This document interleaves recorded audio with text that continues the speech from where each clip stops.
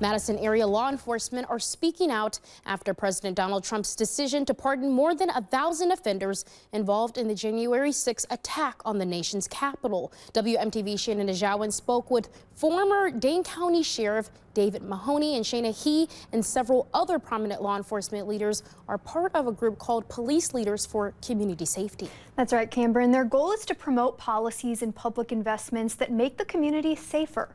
And Sheriff Mahoney tells me that the president's choice to pardon those involved in the January 6th insurrection goes against everything they stand for. Many officers were attacked while defending the U.S. Capitol. Sheriff Mahoney says many of those officers were actually protecting the rights of the protesters until they broke the rule of law. He adds the president's decision to pardon many of those lawbreakers is undermining the sacrifices made by law enforcement.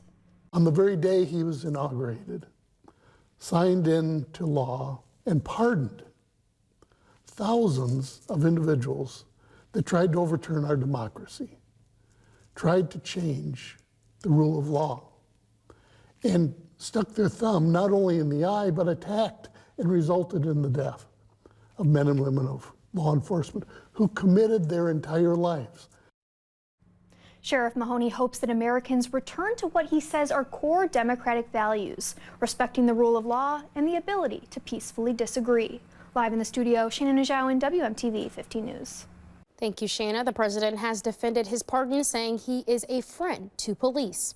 Riley Casper from Clintonville was in the middle of the January 6 attack. At 22 years old, he went on his first trip to Washington, D.C., and he found himself at the rally, then outside the Capitol. He says he never was in the building, but he admits he used a can of bear spray on officers at the event. I don't apologize for going to D.C. that day and voicing my opinion, standing up for what I believe, but those officers did not deserve what I did. Are you ashamed? I'm ashamed that I assaulted the officers. Again, I'm not ashamed that I stood up for what I believe. 10 months into his sentence, Casper was pardoned. He was released from prison at 1:30 in the morning on Tuesday.